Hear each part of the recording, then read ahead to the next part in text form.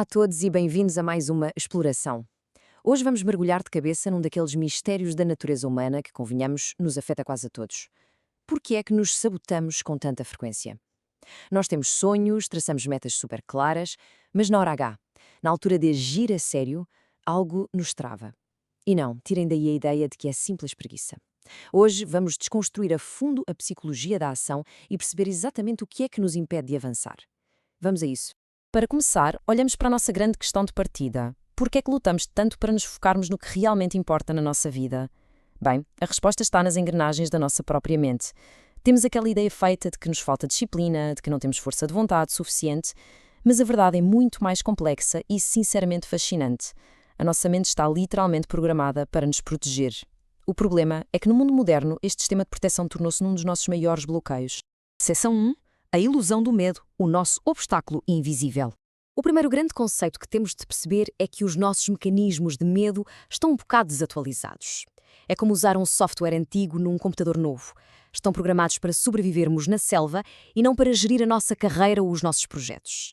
Há aqui uma diferença gigante entre duas categorias. De um lado, o medo primitivo. Este é espetacular porque é o medo biológico, aquele que nos impede de cair de um precipício. Está ligado à dor e a manter-nos vivos. Mas depois temos o medo intelectual. Este é o medo de não encaixarmos, o medo do fracasso ou até o medo de ter muito sucesso. É basicamente um bicho-papão que nós próprios criamos e que nos deixa completamente paralisados, sem qualquer perigo real à vista. E há um exemplo brutal disto. Pensem no leão no sonho. Todos nós já tivemos aquele pesadelo intenso em que estamos a fugir de um leão. Acordamos a suar em bica, ofegantes, com o coração a bater a 1000. O corpo nem sequer saiu da cama, não havia leão absolutamente nenhum no quarto, mas a nossa reação física foi totalmente real. É que o cérebro manda os sinais na mesma. E é exatamente isto que fazemos no dia-a-dia. Quando imaginamos o pior cenário, ao tentar mudar de emprego ou criar um negócio, o nosso corpo sofre como se o desastre já tivesse mesmo acontecido. Secção 2. Um porquê profundo. A tal força inabalável.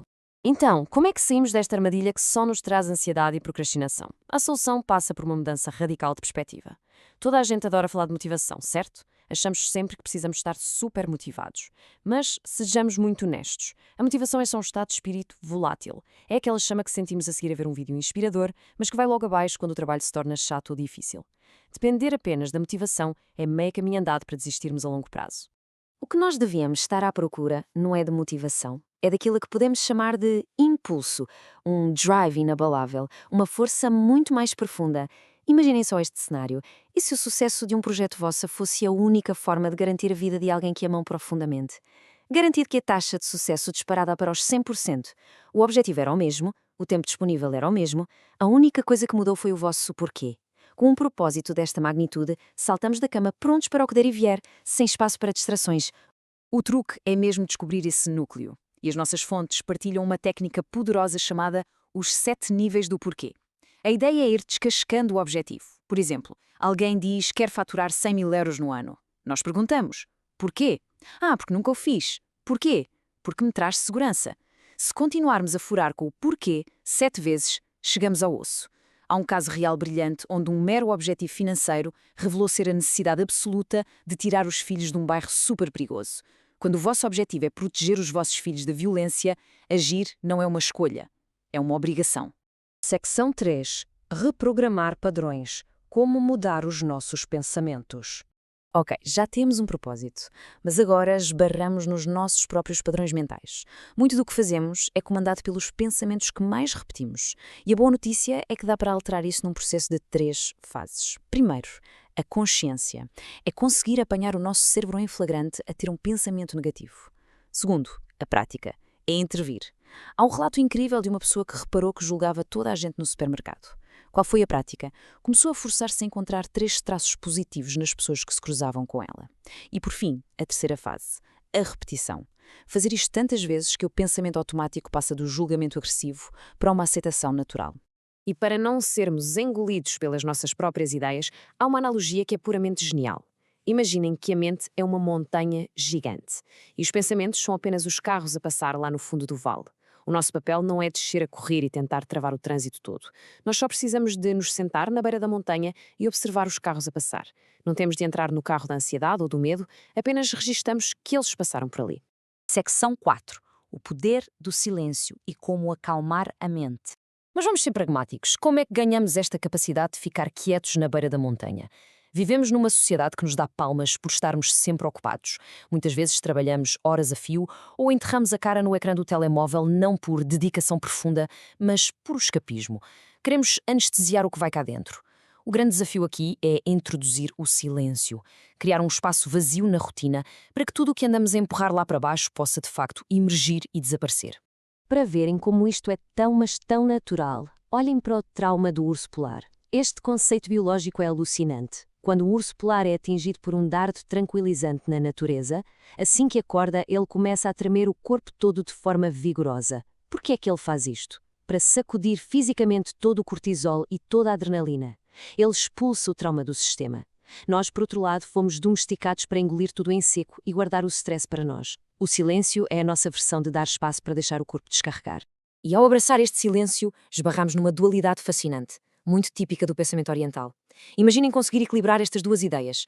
Por um lado, aceitar que cada ação e propósito nosso têm um peso gigantesco. E por outro, assumir que no final das contas não passamos de um pontinho no universo infinito. Isto não é para ser deprimente, de todo. É super libertador. Quando abraçamos as duas coisas, conseguimos manter um propósito forte, sem sermos esmagados pela pressão do dia-a-dia. Secção 5. Responsabilidade radical. É tempo de liderar. O que nos traz, naturalmente, à fase final desta nossa análise. Para pôr isto tudo a render na vida real, temos de dar um passo que costuma picar um bocado. Assumir a responsabilidade total, a 100%. Ser o CEO da nossa vida. Quando uma empresa tem lucros absurdos, o CEO recebe as palmas. Quando vai ao fundo, a responsabilidade é dele. Ora, a nossa vida devia ser igual. Muito do que passamos não foi culpa nossa, é certo. Há traumas profundos que não escolhemos. Mas atenção, a responsabilidade de os curar e de construir o futuro é exclusivamente nossa, de mais ninguém. Então, e no dia-a-dia, como arrancamos com isto?